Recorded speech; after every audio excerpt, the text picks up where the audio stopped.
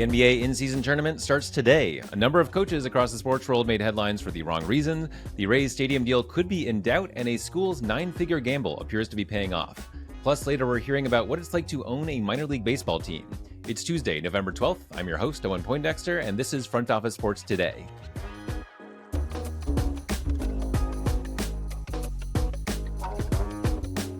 In today's episode, we're chatting with longtime NBA executive Scott Perry on the NBA Emirates Cup and how it might change going forward.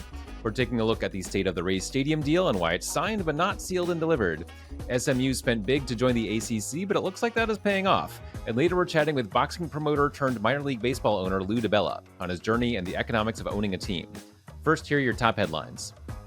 Utah Athletic Director Mark Harlan was fined $40,000 after criticizing Big 12 officials after Saturday's loss to BYU.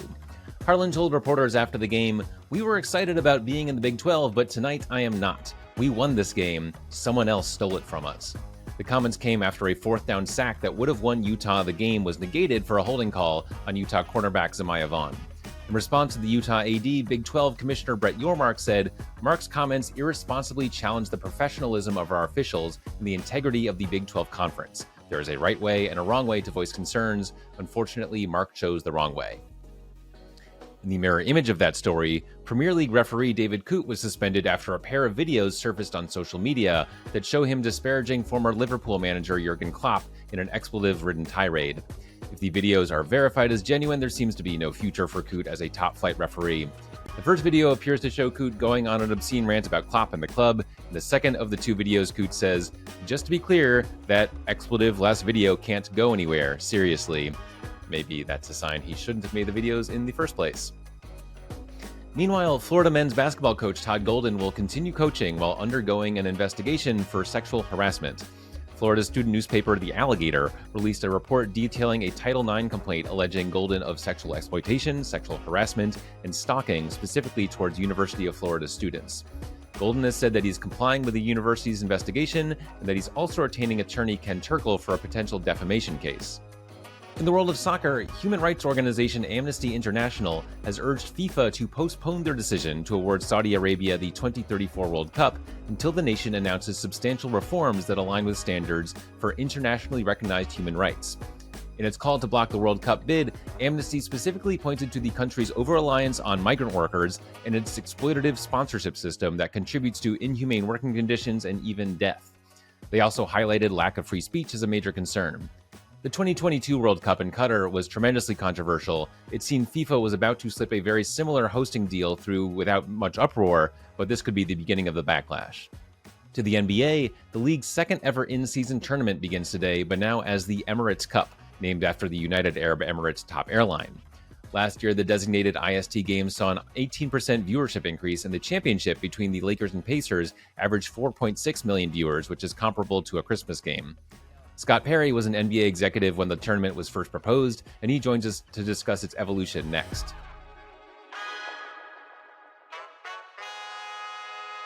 Joined now by longtime NBA executive Scott Perry. Welcome, Scott. Good to be here again, Owen. So the NBA in-season tournament is starting, now called the Emirates Cup. First of all, what did you think about the first go-round of this? I've got to be honest with you, Owen. When it first was voted upon and we were going to do this, I was skeptical. And I was the GM at that time, sitting in some meetings, wondering if this concept was going to work this early in the year. Was there going to be enough buy-in from both the players and the fan bases? And if last year is any indication, I thought it was a tremendous success because not only did we get tremendous buy-in from the players and the way they competed, but it was excellent feedback, buy-in, excitement from the fan bases throughout the entire tournament, from the pool play until the Final Four that took place in Las Vegas. So a lot of positives to glean from this moving forward. I know from a front office perspective, what I thought when I analyzed last year, it's an excellent early season opportunity to evaluate your team in playoff caliber settings, where there's something on the line in terms of winning a trophy. That's always a big deal. There's also a monetary component to this thing, especially for the players on the back end of your roster that don't make quite as much money as your star players. And so it gets you early in the year to really see what you have and how you perform in those tighter situations. Not that regular season basketball is not important, but there's a little added importance to this game. There's a little something extra special. And I just was impressed at how guys competed. So I'm excited to really see what year two holds in store for us. Yeah, I'm in the same boat where before it started, I thought, this is kind of gimmicky. Like, okay, they're Right. gonna make the courts look different, and say Yes. this also counts for this other thing. And like, does anyone really care? Do basketball players care about getting a little bit of extra money? And like, clearly, some of them do. I mean, some of them, this is a big salary bump, but some of them won't Yes. really notice. So yeah, I mean, it went about as well as could be hoped, I think. That said, do you expect some changes in year two?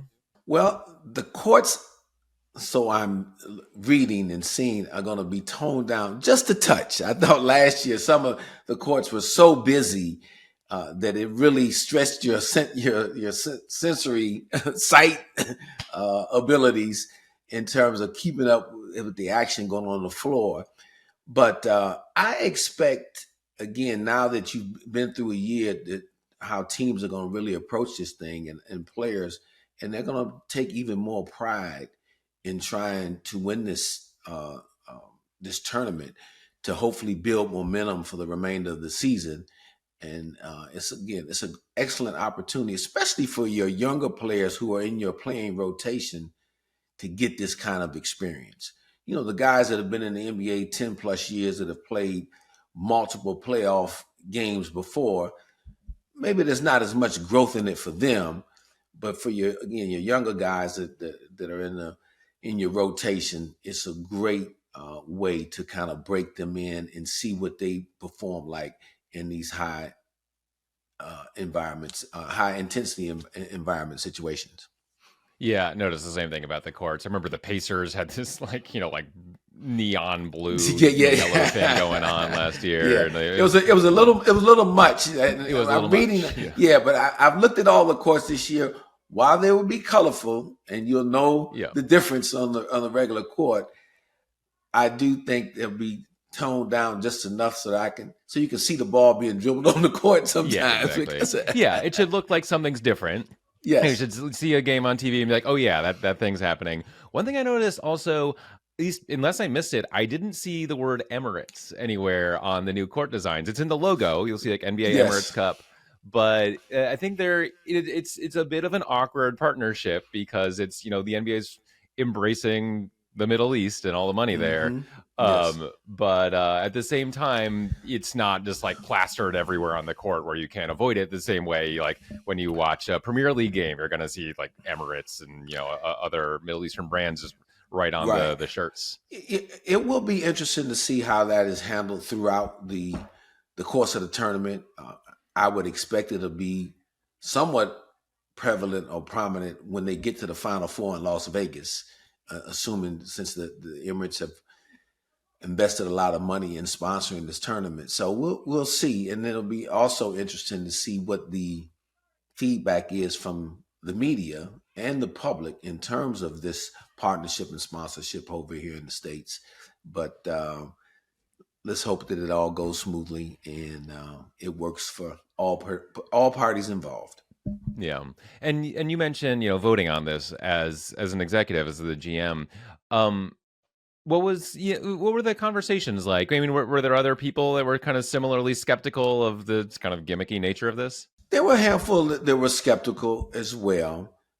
I think the big part from the league's perspective was how do we, as a league, meaning the NBA, get more people interested in the early parts of the NBA season? It's a long 82-game season.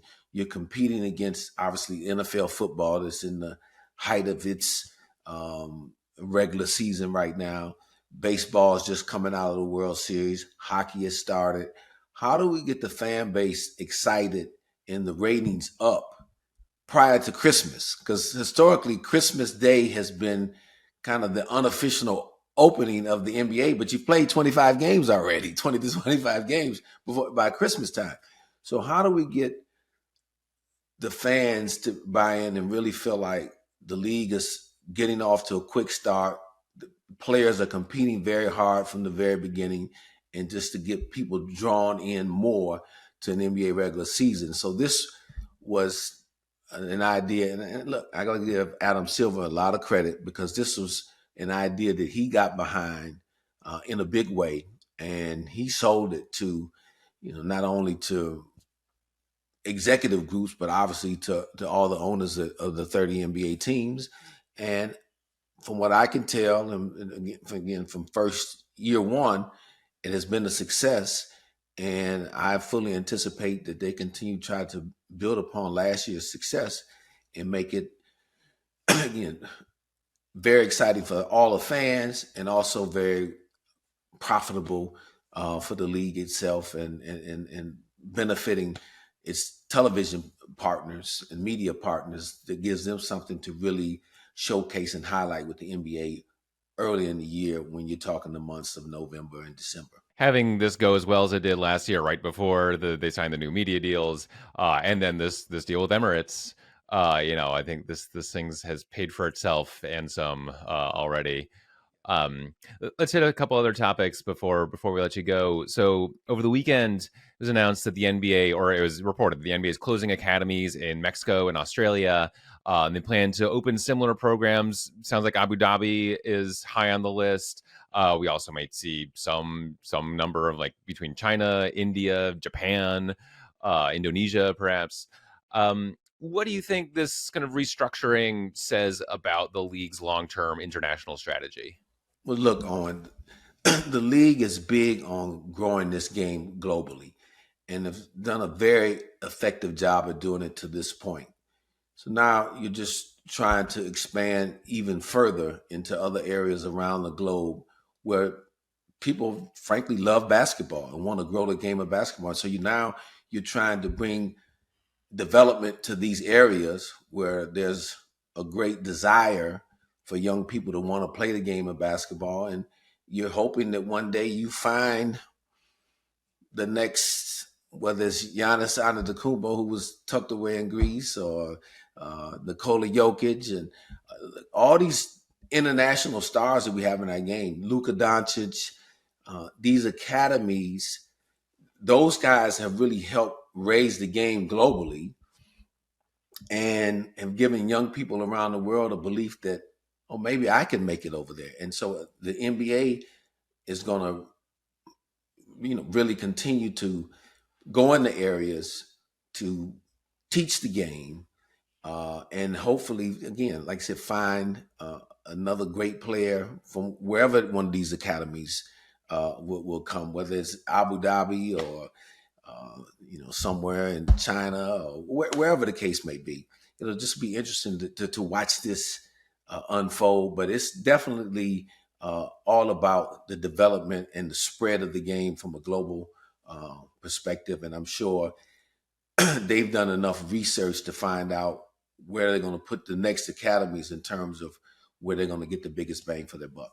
Yeah, and what really struck me about the countries that, at least, that are on the list, and who knows where they're actually going to end up, but these are not places you associate with basketball. I mean, I actually lived in Japan for a year, and I was just trying to think if I ever saw a basketball court when I was there. I may have, that I'm just not remembering. Anyway, it's a country, you think of like baseball, maybe some amount of soccer. But so I'm just wondering, how long term an investment is this when you're going into a place that doesn't have much of a basketball culture? Oh, this obviously, there's a big undertaking in doing that, because again, you're trying to generate the interest in the game. But what you want, and I'm gonna go back some years. When Yao Ming came into the NBA out of China, he brought a few billion people with him.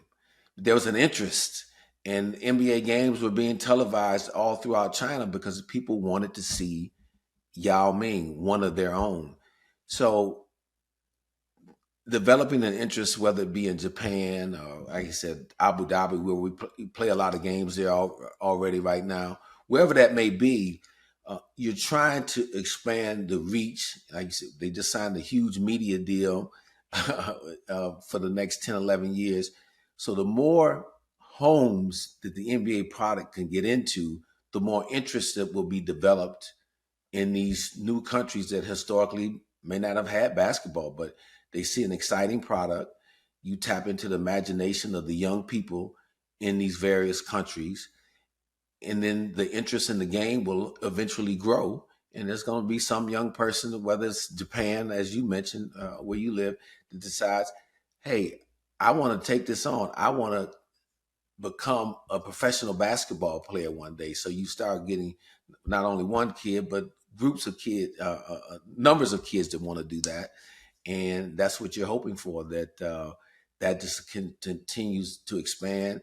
And the NBA's goal ultimately is to make basketball the number one sport globally. I think soccer right now probably has that mantle as number one. Basketball is right behind it. But you have a chance to, when you expose people to something different that they haven't been exposed to, hopefully it catches on. And I think that's the thinking behind this whole project of academies across the globe. China, I think, in particular, is an interesting case here, just in that, like, basketball was huge in China, but there's been sort of like some tense relationships. There was an exec, a few years ago who said, made some, I think, like pro Taiwan statement, and China got upset about that, and there were boycotts. What's the status right now of the NBA's relationship with China? The NBA still, in my opinion, wants to have its game do well in China, and there's a big presence there. To your, the Chinese Federation. There's a huge professional basketball league in China, and where you have a lot of former American players that are playing over there. So you want to continue to have those relationships and have that vehicle. See, the overriding theme in all of this is that you're trying to have basketball or sport in general try to supersede all of the different political agendas and disagreements that go on. And sport can always be one of those unifying measures globally, as we see. There's nothing like team sports in bringing different people together of various beliefs, backgrounds. And so the NBA, under Adam Silver's leadership, sees this, and I'm sure it wants to continue to try to do its part in terms of bringing the globe together, if you will, and bringing all of and setting aside these differences of what's going on in everybody's country, and giving some unifying moments through sport to really just help make this a better globe, if you will, a better society, by utilizing through the power of sport. And it's a tough undertaking, and obviously there's a lot of bumps in the road when you're doing this, and there are going to be a lot of people that are against it. But overall, I just love the beauty of when you're bringing so many different cultures together, and you're not thinking about all of the other world's problems, and that we're allowing sport to be a unifier instead of a divider. We'll leave it there. Scott Perry, thanks for joining us on the show. Thank you, Owen. The Tampa Bay Rays stadium deal has another major hurdle months after it was signed. As you may recall, after months of negotiating, the team struck a deal to stay in the area, with St. Petersburg and Pinellas County contributing $730 million between them toward a $1.3 billion stadium project. The stadium is just 20% of a $6.5 billion development that seeks to transform a section of the city's downtown area. That stadium is planned to open in 2028, but in the meantime, the Rays need a place to play because their current stadium, Tropicana Field, sustained major damage from Hurricane Milton. On top of that, there has been some changeover among the elected officials involved, namely in Pinellas County, where there are two new county commissioners who both have voiced skepticism about the deal. That matters because while the deal was already approved, the bonds to fund it still have to be issued, and that requires a separate vote. If the county suddenly reneges on providing $313 million toward the project, we're suddenly back in open water here, where the team could make it work anyway from their own funds, loans, or stake sales. They could try to strike a new deal with the county, they could try to sue the county, or they could start checking out other markets that are actively soliciting MLB teams, such as Orlando or Nashville. Teams love getting 9-figure public handouts, but they do come with the cost of working with a mercurial local government that has concerns beyond hosting sports games. Over to college football. This year, Southern Methodist University moved from the AAC to the ACC. That one-letter switch cost them a transfer fee reported at above $10 million, and like Stanford and Cal, they had to forfeit 9 years of media payments from the ACC, which total more than $200 million. Could that possibly have been worth it? Actually, it looks like it was. SMU brought in $100 million in donations the week they announced the conference move, and they've secured a total of $159 million during the 2023-24 fiscal year. On top of that, the team is currently atop the ACC standings and have a strong chance of making the 12-team college football playoff. That would come with a $3 million payment for every round they play in, which is meant to offset the expenses associated with the extra games. There will be schools that spend huge amounts to transfer conferences and end up looking back at the decision years later and saying, that was not worth it. I could even see Cal and Stanford wishing they had stuck it out with the Pac-12. If Florida State decides to pay its way out of the ACC, they could be in a similar boat. SMU, however, with its on-field success and its well-heeled donor base, seems to have made the right move. DiBella has one of the more unique journeys in sports that you'll see. After making some early attempts to break into baseball, he ended up as a top boxing promoter, but later returned to his first sports love by buying a minor league baseball team in Connecticut, which has since moved to Richmond, Virginia, and is building a new stadium. We spoke about his journey and the economics of minor league baseball, and that conversation is next.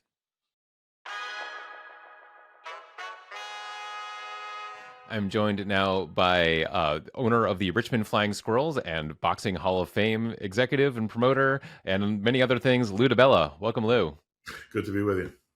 So I just basically attempted to summarize a long career in sports with that intro, but yeah, let's start with how you got into all this. So after graduating from Harvard Law, made some attempts to get into baseball, but ended up in the boxing world. How did you find yourself there?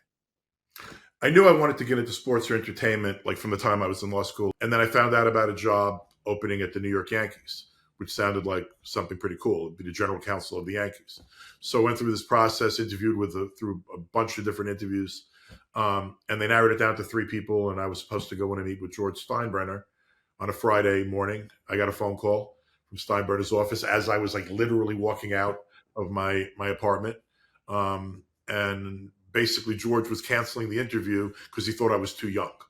And his secretary, who was all like freaked out and she felt bad for me, she was like, well, the guy that's getting the Yankee job is going to take it. He also had an offer he was going to take at HBO Sports to be the lawyer for HBO Sports. So I had my resume already in my pocket. I was already taking the day off from the law firm. I went to the HBO building. This was pre, 9/11, so you could walk by security desks, and I walked up to the general counsel's office and like basically hung out by his secretary's desk until she got him to speak to me. I didn't expect to leave HBO when I did in 2000. I wanted to open the breadth of what I was doing. I love baseball. I loved other sports. I felt that boxing was a bit dark to be totally immersed in 24/7. So I left to become a boxing promoter, but I also almost immediately started investing in minor league baseball teams. And I bought my first team myself in about 2000, I think about 2004 or 5. I bought the team in Connecticut that became the Richmond Flying Squirrels. Got it. Yeah. I feel like that started as a Seinfeld episode and went into like a season of Entourage. And so then you make your transition. You said 2004, you bought the team in Connecticut. What did a minor league team cost? I mean, like, you don't have to give me the exact number you paid, but I'm just curious, like, what kind of range we're talking about then? We bought the team in Connecticut. It was in the range of 11 million or so. And we lost about $1 million a year for 5 years in Connecticut. So like you could put a basis up to about, 15, 16 million. But the interesting thing is, if you look at valuations of AA teams and AAA teams now, it's a completely different level of business. But if you walk into our game, it's not just a baseball game. It's like it's a party, and it's there's a lot of stuff going on. It's more like a county fair with a baseball game. Does the business side of it kind of pan out? Like if you just, you're cold-blooded, all you care about dollars and cents, is minor league baseball a good investment? Yeah, it can be. I mean, it's a good investment if you know what you're doing. It's a good investment if you're a good operator. There are a lot of teams that and look, if you haven't lost money year to year, your underlying asset is pretty much growing. So it's like in that way, it's similar to a major league asset, right? Where like, okay, the team's not making money or not making much money. Steve Cohen's electing to put most of his revenue to the salaries, and they're not making that much money, but the underlying value of the team it continues to grow. How much does it matter who your major league affiliate is? I mean, you tell me. I'm in Richmond, Virginia, and we're the San Francisco Giants. And the San Francisco Giants, the only affiliate I've ever had in Richmond or in Connecticut. So we've been the Giants forever since I've had the team. I mean, intrinsically, you wouldn't think the Giants would mean anything in Virginia. It's not so much about the major league affiliate. I think that it's somewhat helpful if your professional affiliate is a drive away. Ours happens to be a cross-country flight. But we got a great relationship with the Giants. We always have, and it doesn't hurt us. We're leading the league in attendance. And so you're building this new ballpark. What goes into this decision to make? I mean, obviously, you said your current venue is just not up to I didn't have a standard, choice. but like I didn't have a choice. MLB took over during the pandemic. There was a complete transition in how minor league baseball works. We don't have our own entity anymore. There's no minor league baseball as an entity. All of baseball reports to the commissioner and to MLB, and minor league baseball is now part of MLB. So I'm an MLB approved owner and as a minor league owner, I report to the commissioner's office as a licensee. But basically, the idea is that all of baseball reports into MLB, but that also means that we have requirements put on us that we have to meet, or else. And in my case, it was pretty much get a new ballpark or else.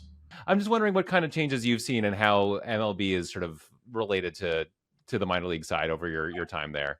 I think MLB has made adjustments, and changed. I mean, look, clearly a lot of what went on with Major League Baseball reeling in minor league baseball, a lot of it was pro player.